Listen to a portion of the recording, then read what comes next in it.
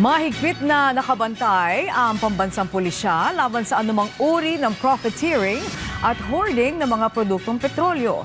Katunayan, ilang modus na ang nabisto. Kabilang na ang pagtatago ng petrolyo sa isang residential area sa Quezon City at paihi modus sa Laguna.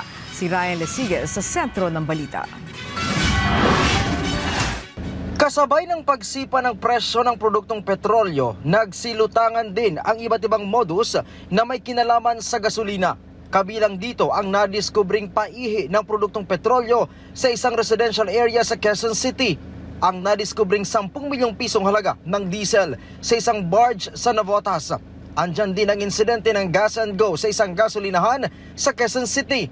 Paihi ng isang kotse mula sa isang truck sa Fairview, Quezon City. At ang pinakahuli, ang nabistong paihi sa Laguna.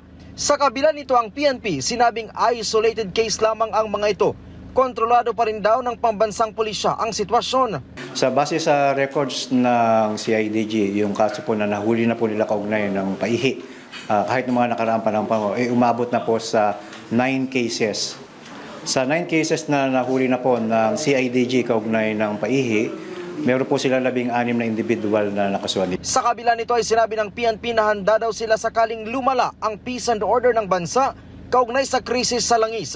Iniimbestigahan na rin daw ng PNP kung magkakaugnay ang mga nasabat na langis sa Navotas at sa Laguna. Nagbigay kautusan po ang ating pong Chief ng Philippine National Police na si General Tates sa Maritime Group at sa Highway Patrol na makipag-coordinate immediately or today sa Marina para alamin yung pinaka-may-ari, registered owner na nasa aming vessel, at sa DOE para naman sa documentations. Bukod po sa pagpapile ng PD 1865 o illegal trading of petroleum products. Samantala, tumaas na rin ang bilang ng mga individual na sinampahan ng kasong profiteering, hoarding at iba pang paglabag.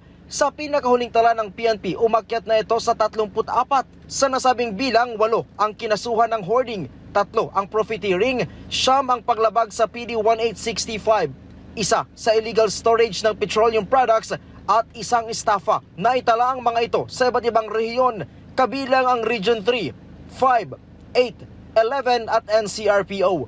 Mula naman sa mahigit 14,000 gasolinahan sa bansa, umabot na sa 393 ang nagsara na epekto ng krisis ng langis.